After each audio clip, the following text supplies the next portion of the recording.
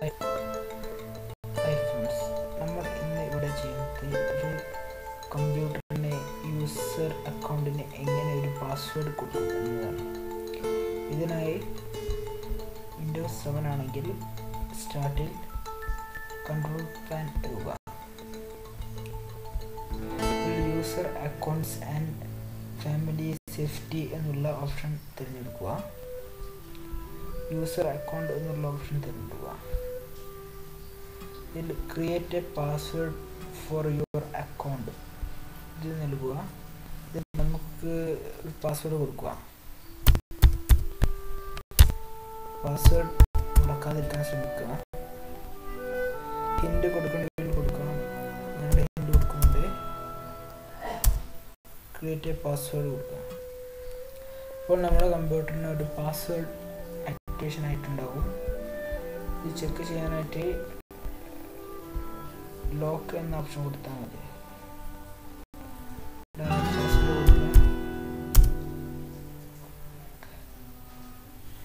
ഇപ്പോൾ password activation ആയിട്ടുണ്ട്. ഇനി പാസ്വേഡ് എങ്ങനെ റിമൂവ് ചെയ്യാം എന്നുള്ളതാണ്. ഇത് മുമ്പ് തിരഞ്ഞെടുത്തതുപോലെ തന്നെ സ്റ്റാർട്ടിൽ കൺട്രോൾ പ്ലാൻ, user account and family safety, user account, remove your password. ഇതിന് മുകളിലായി പാസ്വേഡ് ചേഞ്ച് ചെയ്യണം എന്നുണ്ടെങ്കിൽ നമുക്ക് ചേഞ്ച് ചെയ്യാം. അപ്പോൾ റിമൂവ് യുവർ പാസ്വേഡ് എന്നുള്ള തിരഞ്ഞെടുക്കുക.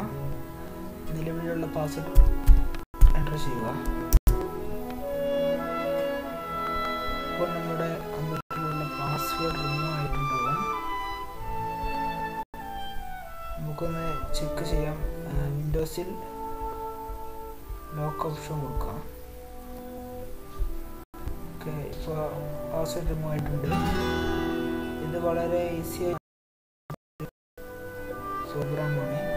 വിൻഡോസ് 7 ആണ് നമ്മളിപ്പോൾ ചെയ്തത്. ഞങ്ങൾ ഇനിയും ഇതുപോലത്തെ വീഡിയോസുകൾ അപ്ലോഡ് ചെയ്യുന്നുണ്ട്.